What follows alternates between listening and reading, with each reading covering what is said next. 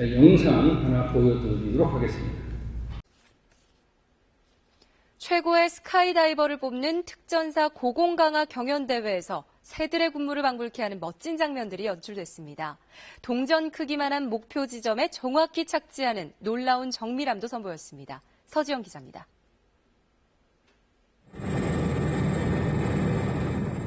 헬기 문이 열리자 특전사 대원들이 강풍을 뚫고 뛰어내립니다. 1000피트 상공, 지상 3000m 높이에서 펼쳐지는 일사불란한 움직임. 4명이 한 조로 이뤄 서로의 손과 발을 마주 잡으며 다양한 공중 대형을 선보입니다. 최고 시속 300km에 이르는 낙하 속도를 유지하면서 안정성과 팀워크를 발휘해야 높은 점수를 받을 수 있습니다. 안 되면 대결은 특전 정신으로 후배들에게 규범이 될 수 있도록 최선을 다해 대회에 임하고 있습니다. 정확한 착지 능력도 주요 평가 요소입니다. 1200m 상공에서 뛰어내려 지름 2cm, 500원 동전 크기의 표적에 착지하면 만점. 대부분 목표점을 크게 벗어나지 않습니다. 특전사와 해공군팀, 민간 동호인 등 22개 팀이 참가한 가운데 우리 특전부대가 파병돼 있는 아랍에미리트 대원들도 첫 참가했습니다. We are happy to come to Korea to participate with the Korean parachute team. 군은 특전사 고공강화 경연대회를 국제 규모의 항공 스포츠 대회로 발전시켜 나갈 계획입니다. KBS 뉴스 서지영입니다. 유현옥 권사님, 낙하산 한번 타보고 싶으지 않으세요? 타보고 싶은데 몸이 말을 안 듣고. 오늘 본문의 말씀을 통해서 조급함을 버리고 하나님의 때를 기다려라 라고 하는 말씀의 제목입니다. 지금 이렇게 고공 낙하하는 장면을 보여드렸는데 지금 우리들 이렇게 보면 발디산의 높이가 한 10,000피트 정도 되나요? 발디산? 네. 10,000피트? 10,000피트면은 여기 나오는 대로 지금 3,000m 정도 됩니다. 그러니까 3,000m 정도 되는 높이에서 저렇게 뛰어내리는 겁니다. 3,000m를 마일로 환산하면 바로 3,000m 지점에서 마일로 쭉 하면 한 1.9마일 정도 거리가 됩니다. 1.9마일. 그러니까 여기에서부터 뛰어내리면 1.9마일을 내려오면 됩니다. 우산같이 동그란 낙하산을 타면 그냥 뚝 떨어집니다. 바람에 좀 이렇게 왔다 갔다 하고. 저렇게 네모나게 생긴 램 에어라고 하는 낙하산을 타면 이제 낙하산 앞에 보면 구멍이 뻥뻥뻥 뚫려 있어서 내려가면서 그 구멍으로 바람이 들어와서 그 사각형 낙하산이 쫙 펴집니다. 그렇게 되면 그 이제 낙하산이 평평하게 되기 때문에 그때부터는 양력이 생겨서 비행기가 낙하산이 안 내려오려고 하고 그래서 어떤 시점이 되면 오른쪽 왼쪽을 가지고 당기면서 이렇게 이제 착지 지점으로 내려오는 겁니다. 낙하산이 펴지지 않고 뛰어내렸는데 4명이서 이렇게 막 그 손을 잡았다 놨다 하다가 그 좀 있다가 잘못돼서 낙하산을 피지 못하면 바로 떨어집니다. 그거를 경계하기 위해서 손목에다가 고도계라고 하는 것을 찹니다. 시계처럼 아날로그 그 방식도 있고 디지털로 돼 있어서 1500피트에서 낙하산 핍시다 라고 하면 거기다 맞춰놓고 시계를 파야 됩니다. 너무 내려오는 속도가 빠르다 보니까 잊어먹을 수도 있죠. 그래서 헬멧도 씁니다. 헬멧 쓰면 1500피트 정도 돼서 맞춰놓으면 헬멧에서 삐삐삐삐삐 막 소리가 들립니다. 그러면 그때 저렇게 이제 파일럿 수트라고 하는 옷을 입고 있다가 오른쪽에 보면 손잡이 같은 게 하나 있어서 손잡이를 당기면 그때부터 이제 뒤에 있는 낙하산이 펴지기 시작하는 그런 원리입니다. 이제 우리가 흔히 생각할 때 지상에서도 땅 걸어가는 사람이 이렇게 침착하게 걸어가는 것도 어떤 때는 넘어지기도 하고 힘든데 저런 속도로 저런 높이에서 그것도 떨어지면서 정확하게 착지할 수 있을 때 그 사람들에게 있어서 가장 필요한 것이 뭐냐면 그게 바로 침착함입니다. 침착. 그러니까 우리는 지금 조급이라고 하는 것에 대한 반대 개념으로 침착을 얘기를 하는데 조급이라고 하는 것은 조급할 조차에 급할 급. 그러니까 하여튼 조급하게 막 구는 것을 우리가 조급이라고 한다면 거기에 반대되는 개념은 침착이라고 하는 거죠. 침착이라는 게 뭡니까? 가라앉을 침에 가라앉을 착. 그러니까 돌을 갖다 물에다가 탁 던지면 돌이 이렇게 팍 하는 것이 아니라 이렇게 물의 저항을 받으면서 가라앉는다. 이것을 침착이라고 얘기를 하는 겁니다. 이렇게 고공 선수들에 있어서 필요한 것은 뭐냐면 침착인데 이 정도의 침착함을 가지려면 최소한 낙하산을 2,000에서 3,000번 정도를 뛰어야지만이 저것이 가능하다고 합니다. 기본적으로는 4번만 뛰면 기본 봉수 강화를 마치는 그런 과정을 거치게 됩니다. 지상에서 완전히 다리의 힘을 풀려놓을 정도로 훈련을 시킵니다. 막상 어디에 올라가면 서 있을 힘도 없어서 여기서 차라리 떨어져 죽는 게 낫겠다라는 생각을 갖게 만들고 그러면 본인이 이제 알아서 떨어져서 죽자라는 심정으로 뛰어내리게 됩니다. 그런 과정을 반복하다 보면 익숙해지고 그리고 이제는 그런 고도 난이의 훈련을 통해서 침착감을 유지할 수 있는 그런 게 됩니다. 그렇다면 여러분들의 성격은 어떻다고 생각하십니까? 침착하다고 생각하십니까? 조급하다고 생각하십니까? 네. 조금 차이가 있으시겠죠? 그렇다면 조급이라고 하는 사람들이 갖고 있는 성격이 뭐냐면 이 조급한 사람들이 갖고 있는 심리학적 성격의 특성이 뭐냐면 기다리는 것을 힘들어합니다. 못 기다려요. 그리고 어떤 결과를 빨리 봐야지 그 결과를 이루기 위해서 어떤 과정이 일어나는 것을 또 참지 못합니다. 그리고 이제 불확실한 것. 그러니까 지금 축구 경기 결승을 하는데 내가 어디 이기를 바라는데 이기나 지나 막 1대1, 2대1, 2대2 막 이렇게 되는 것을 견디지 못하는 경우가 있어서 안 봐버리고 끝나고 결과를 보려고 하는 그런 조급함도 가지고 있습니다. 그리고 어떤 일에 있어서 긴 보상이 아니라 적극적인 보상을 선호하는 게 있습니다. 그런 분들의 특징은 뭐냐면 본인이 원하는 방법을 추구하기 때문에 스트레스가 높다. 그리고 결정적으로 뭐냐면 타인의 실수를 절대 용서하지 못한다. 라고 하는 것이 심리학에서 성격이 급한 사람들이 가지고 있는 성격의 동향을 그렇게 이제 분석을 해놓고 있습니다. 오늘 이제 사무엘하 2장 1절로 11절의 말씀에 들어가기 앞선 상황이 어떤 상황이냐면 이제 이 사울 왕이 아들 셋을 데리고 이제 블레셋 사람들과의 전투에 참석을 합니다. 길보아 전투입니다. 그때 다윗은 어디 있었냐면 블레셋 사람 편에 서 있었고 그리고 시글락이라는 곳에 주둔해 있었는데 그 시글락은 블레셋의 영토였습니다. 대전투가 벌어졌고 이 길보아 전투에서 그 이스라엘의 왕이 사울 왕이 전사를 합니다. 그리고 사울에게 큰아들이 누구죠? 누구요?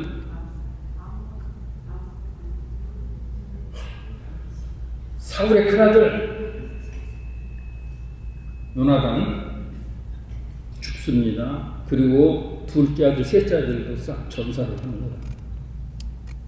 다윗은 깊은 고민에 빠지게 된 겁니다. 내가 지금 이렇게 이스라엘 사람으로서 블레셋의 영토에 와 있는데 이스라엘의 왕과 그의 아들 셋이 다 전사를 했고 그리고 지금 내가 여기 있지 않니 블레셋 사람들이 600명이나 되는 그런 군사들을 움직임을 그냥 내비두지는 않을 것 같고 그리고 다시 돌아가자니 사울을 따르는 장단 그 무리들이 나를 가만히 둘 것 같지 않고 이렇게 저렇게 생각을 막 해보고 있는 아주 어지러운 전국에 있어서 나는 어떻게 할 것인가 라고 했을 때의 그 전의 과정을 가지고 사무엘 2장 1절에서는 뭐라고 나오냐면 한번 읽어보도록 하겠습니다. 읽습니다. 시작. 그 후에 다윗이 여호와께 여쭈어 이르되 내가 유다 한 성읍으로 올라가리이까 여호와께서 이르시되 올라가라. 다윗이 이르되 어디로 가리이까 이르시되 헤브론으로 갈지어다. 이제 불안한 정세 가운데서 많은 사람들은 이제 판단을 합니다. 정세 분석을 하고 환경 분석을 하고 그리고 내가 어느 쪽으로 가야 승산이 있을 거라고 생각을 하는데 이제 이런 상황에서 조급함을 갖지 아니하고 다윗이 했던 것이 뭐다? 바로 하나님 앞에 나가서 여쭈었다라고 합니다. 여러분들은 어떤 급한 일이 생기시고 그런 일이 있으면 어떻게 먼저 하십니까?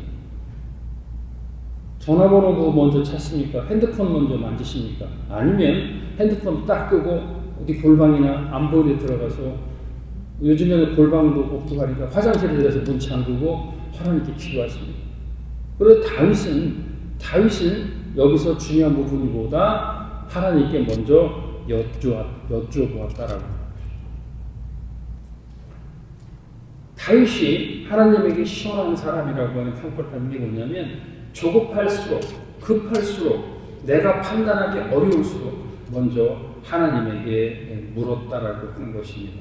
먼저 움직이기 전에 내 행동에서 결정하기 전에 하나님께 무릎 꿇어 여쭙고 그리고 하나님께서는 그냥 내버려 두지 아니하고 어디로 가라라고 하는 정확한 말씀을 다윗에게 주신 겁니다. 여러분들은 어떻게 기도하시면서 하나님의 음성을 들으시고 하나님의 지시를 받으시고 이런 똑같은 상황이었다면 헤브론으로 가라고 하는 메시지를 여러분들은 어떻게 들으십니까?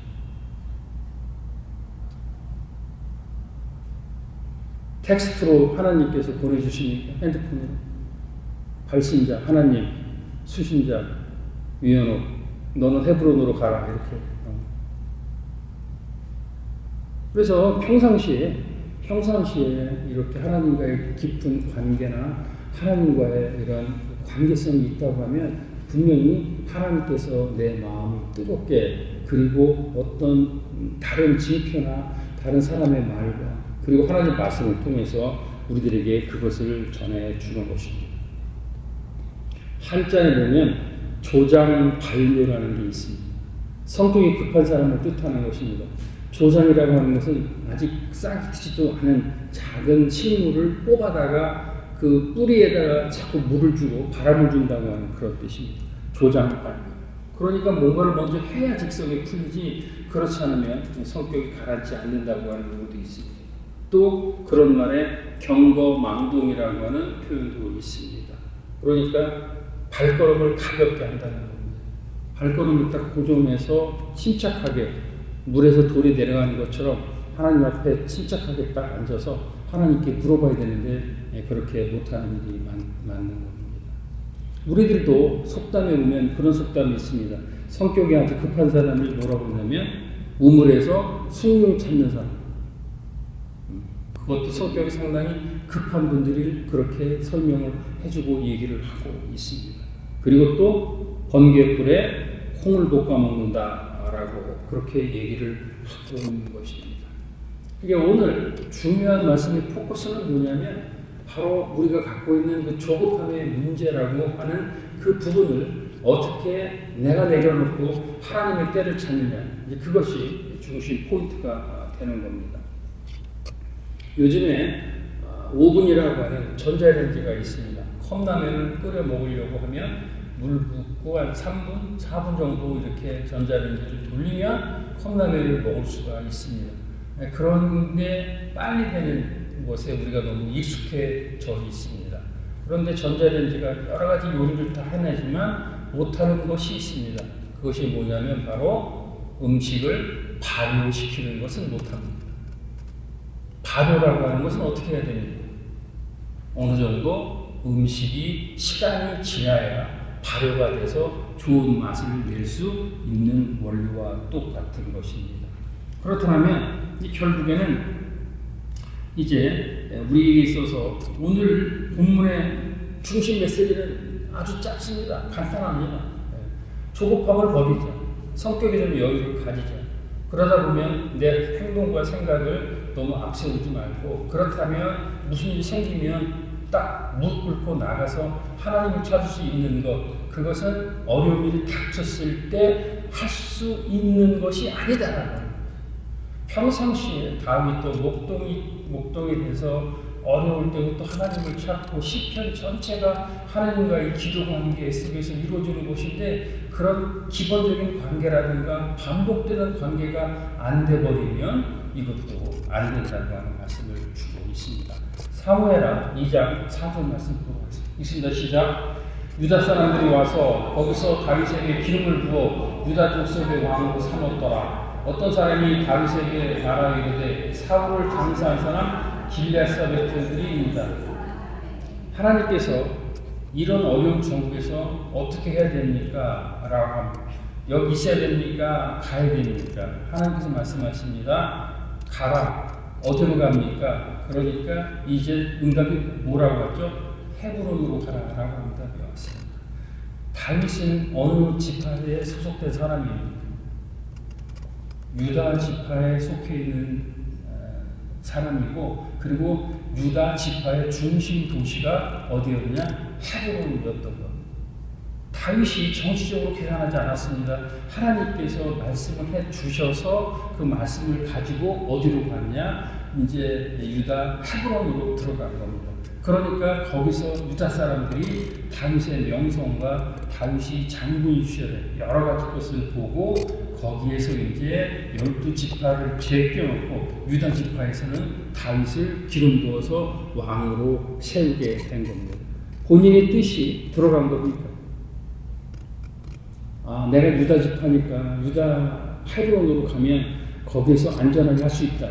그런 생각을 가진 게 아닙니다.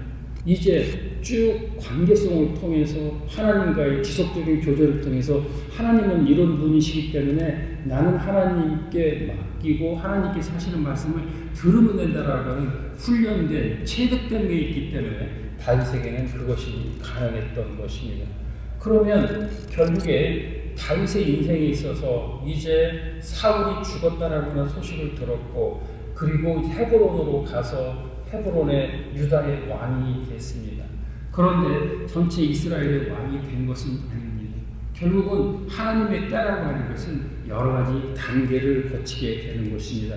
하나님의 말씀을 들었다고 해서 예수 그리스도를 믿었다고 해서 모든 것이 만사 형통되고 축복받고 은혜의 삶이 되는 것이 아니고, 이 사람의 삶을 통해서 내가 그동안 살아왔던 여러 가지 것을 돌이켜보게 하고 회개케 하고, 그리고 하나님의 나라와 하나님의 방법으로 갈 수 있도록 한 사람 한 사람 인도하고, 그 인도함 가운데 다른 분들에게 하나님의 나라 예수 그리스도를 소개할 수 있도록 여러분들을 훈련시키는 과정이 되는 것입니다. 그렇기 때문에 이제 하나님의 때라고 하는 것, 오케이, 그럼 내가 앞으로 조급함을 좀 버리고, 성격이 급하지만 성격 급한 사람이 갖는 특징 쭉 얘기했지만 남의 실수를 잘 용납하지 못한다.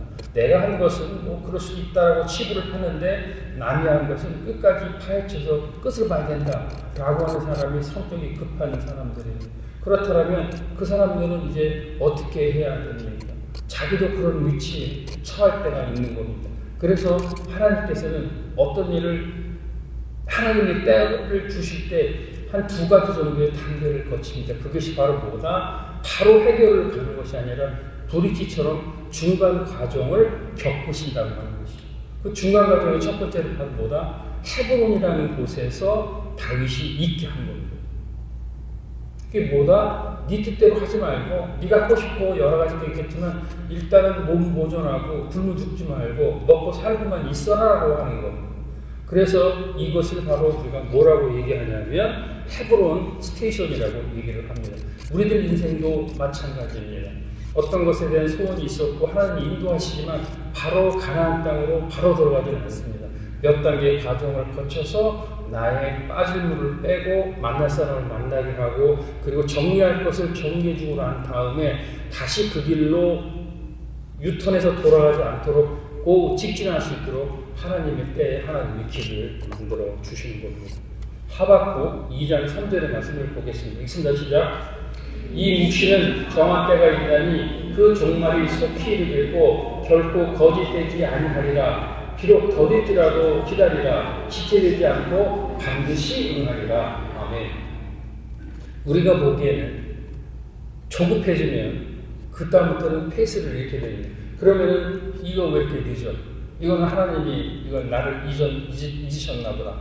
하나님이 멀리 출장하셨나 보다라고 생각을 해서 이때 이제 자기의 뜻과 자기의 경험이 들어가는 겁니다. 그런데 하나님은 어떤 분이십니까? 더딜지라도 기다려라. 지체되지 않고 반드시 하나님 때에 그것을 이루겠다라고 그렇게 말씀을 해주고 있습니다. 이사야에서 60장 22절 말씀 보겠습니다. 시작. 그 작은 자가 천을 이루겠고 그 약한 자가 강국을 이룰 것이라. 때가 되면 나 여호와가 속히 이루리라. 아멘. 그러니까 결국에는 이제 하나님께서 이루어지는 과정이 예수 그리스도를 알게 하는 과정은 속도가 빠를 수 있습니다. 그것이 뭐 완벽한 공식은 아니지만 예수님을 알게 해서 타락한 증인을 구원의 반열에 이루기 위해서는 하나님의 인지심이 빠르습니다. 그러다가 이제 하나님의 알고 하나님으로 사람으로 살려고 하면 그동안 그렇지 못한 것이 있어서 해결해야 될 중간 스테이션이 있습니다. 그 과정을 겪는데 그때 다시 돌아오지 말고 하나님의 약속의 말씀을 믿어라라고 하는 말씀을 주고 있는 겁니다. 그렇게 해서 중간 단계를 겪고 나면 그 다음에 이루어지는 것이 뭐다? 바로 이제 사무엘하 2장 5절에서 6절 말씀 보도록 하겠습니다. 읽습니다. 시작. 다윗이 길르앗 사람들의 전령들을 보내 그들이 이르되 너희가 너희 주 사울에게 이같이 은혜를 베풀어 그를 장사하였으니 여호와께 복을 받을지어다. 너희가 이 일을 하였으니 이제 여호와께서 은혜와 진리로 너희에게 베푸시기를 원하고 나도 이 선한 일을 너희에게 갚으리니. 이 얘기가 어떤 얘기입니까? 이제 다윗이 유다의 왕이 됐습니다. 그런데 어떤 사람이 와서 사울의 장사를 한 사람이 있다라고 그렇게 얘기를 합니다. 다윗에게 있어서 사울은 어떤 사람이었습니까? 그야말로 트라우마에 가까운 사람이었습니다. 죽이려고 했습니다. 10년 동안 그를 피해서 광야를 다녔습니다. 그런데 그 사람이 이제 정확한 소식은 아니지만 아들 셋과 그 아버지가 죽었다라고 하는 소식만 전해 들었습니다. 그런데 이제 그 길르앗 야벳 사람들을 통해서 내가 사울을 확실히 시체를 받고 그리고 그를 장사전해 줬습니다라고 하는 보고가 들어오거든요. 그러니까 다윗에게 있어서 아주 트라우마가 있고 힘들고 괴롭히고 있었던 사람의 확실한 결말을 보게 된 겁니다. 그리고 이제 다윗은 그 장사를 해준 길르앗 야벳 사람들에게 축복을 내리는 장면이 됩니다.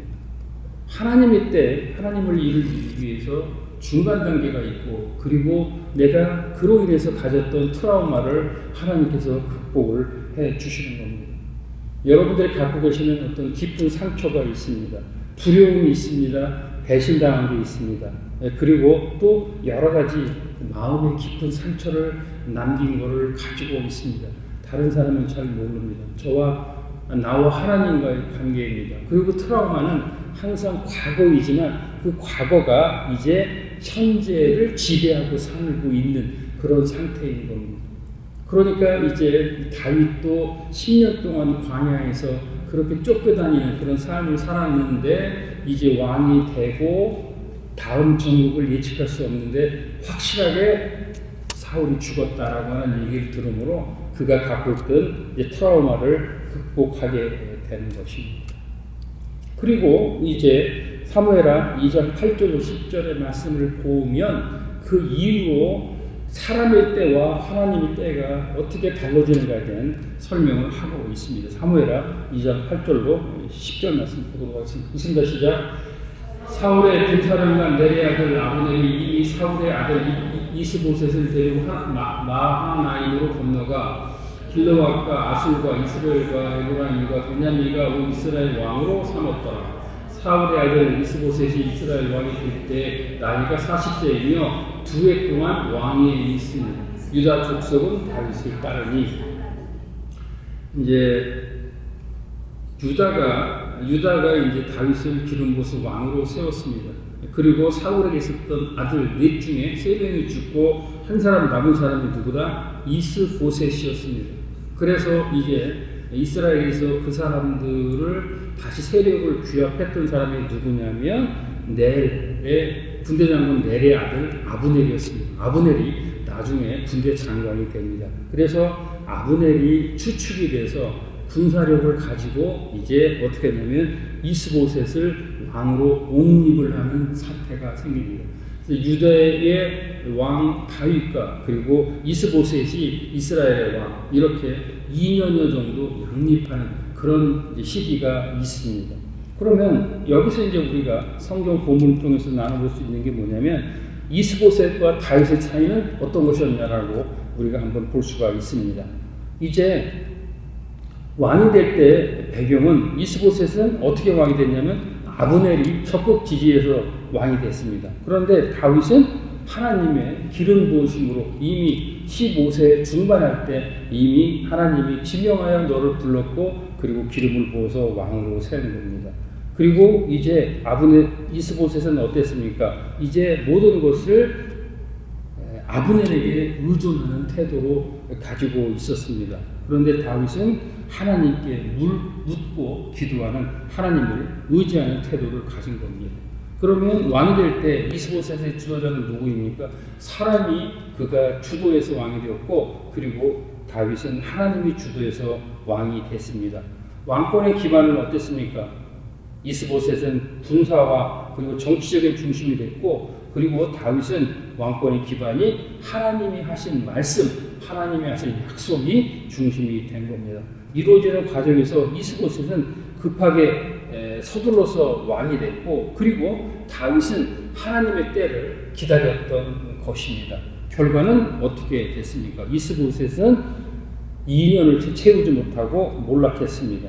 그리고 다윗은 이제 7년 동안 유다의 왕으로 있다가 통일 이스라엘을 만들고 33년을 통치하고 40년을 전체 통치를 하게 됩니다.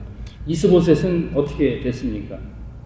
이스보셋과 아브넬이 이제 이렇게 중요한 정치 후원자였는데 이스보셋과 아브넬이 막판에는 의견 충돌이 많았습니다. 그래서 아브넬이 조용히 다윗을 찾아갑니다. 다윗에게 투항할 의사를 비췄고 이제 다윗이 내 목숨을 보존해주면 나 아브넬은 이제 유다로 오겠다라고 해서 알았다, 네 목숨을 보존해주겠다, 편안히 가라라고 해서 다윗이 아브넬을 돌려보냈습니다. 그런데 군대 장관 요압이 다시 아브넬을 불러내서 동생을 죽였다고 하는 원한을 가지고 이제 아브넬을 죽이는 일이 발생을 합니다. 겉으로는 동생을 죽인 복수지만 속으로는 이제 강력한 라이벌을 제거하는 그런 장면이 되는 것입니다. 이스보셋은 그 소식을 들었습니다. 나라 흔들렸습니다. 그래서 아브넬 밑에 있던 군대 장관 2명이 이스보셋의 침소에 들어가서 목을 땁니다. 그리고 그 목을 들고 이제 그 군대 장관 2명이 다윗에게 오게 되고 다윗은 부하로서 신하로서 있을 수 없는 일을 했다고 해서 그 2사람을 죽이는 일이 생기는 것입니다. 말씀을 정리하도록 하겠습니다. 세상을 흘러가고 역사가 진행되고 하는 것 같지만 성경에서 주신 말씀은 뭐냐면 그것이 바로 우리가 갖고 있는 인간적인 조급함이나 인간적인 경험이나 그리고 이것이 세상적으로 맞다고 하는 방식이 하나님께 옳게 보이는 경우는 하나도 없습니다. 상황에 따라 시에 따라서 하나님께서 침착하게 그리고 조급하지 않게 내 때를 기다리라고 말씀을 해주고 계신 것이고 그리고 그 때를 기다리는 저와 여러분들에게 있어서 필요한 것이 바로 무엇이라 하나님 가운데 죄를 짓지 않는 자유로운 일상이 되는 것이고 그 자유로운 일상이 됐을 때 하나님께서 예비하시고 예수 그리스도께서 십자가에 못 박혀 피 흘려 죽으시고 천국에 가서 우리의 처소를 예비하신 그곳으로 갈 수 있는 복음의 기반이 되는 것입니다. 이제 그러면 우리들은 어떻게 하나님의 때를 기다려야 하겠습니까? 어떻게 하나님의 때를 분별해야 하겠습니까?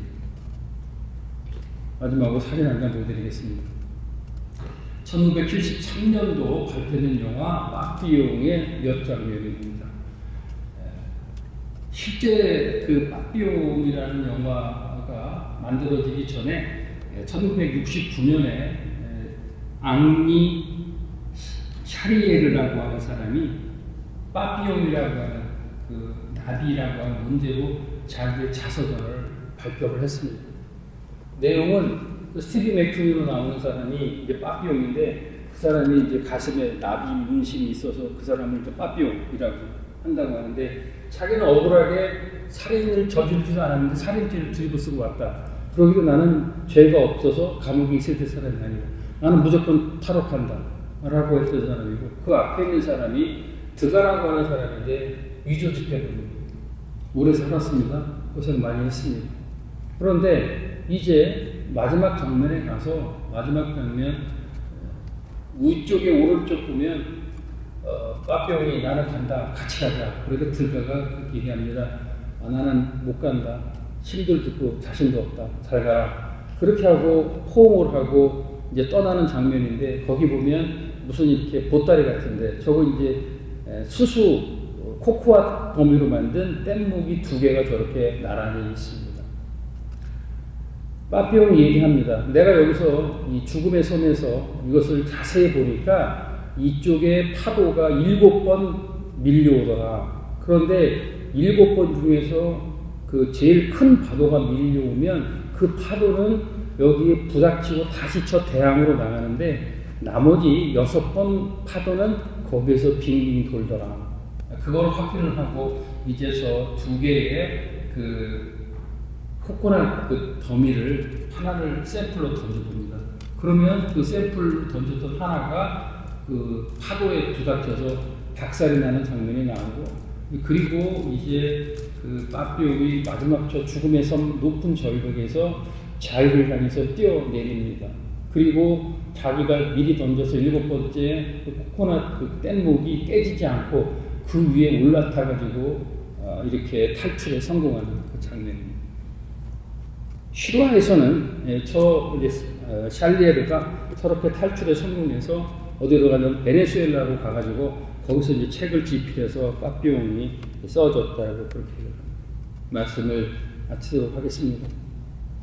우리가 신앙생활을 하면서 그리고 하나님 만나러 가기 전에 이제 깊숙하게 나한테 밀려오는 파도가 어떤 것이 하나님의 파도인지를 분별할 줄 알아야 합니다. 그것이 어디 있습니까? 성경에 나와 있습니다. 그리고 그것이 어떻게 알 수 있습니까? 하나님께서 나에게 말씀을 해주시는 나와 하나님과의 관계 속에서 있습니다.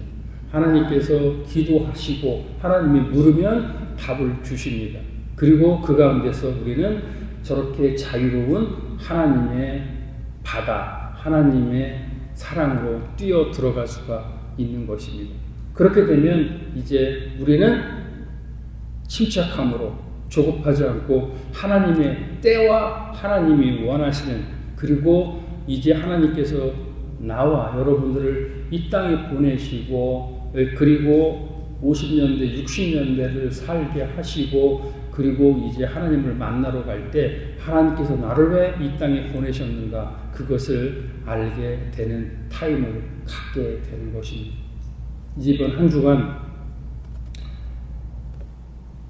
나를 향한 하나님의 때는 어떤 것인가? 하나님은 나에게 뭐를 원하십니까? 나는 하나님께 무엇을 해드릴 수 있는 것인가? 그리고 저렇게 자유를 얻기 위해서 하나님의 바다로 뛰어들지 못하는 나는 왜인가? 라고 하는 것을 다시 한번 묵상해 보시기 바랍니다. 모든 파도와 모든 어려운 것은 이미 예수 그리스도께서 짊어지셨고 예수 그리스도가 맞으셨습니다. 우리는 이제 몸집을 가볍게 해서 그 파도에 우리 몸을 던지는 일만 남은 겁니다.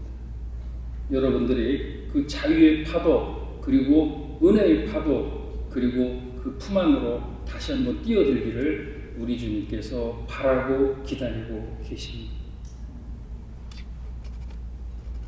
조급함을 버리고 하나님의 때 하나님의 자유를 누리시는 저와 여러분 되시길 주님의 이름으로 축원드립니다.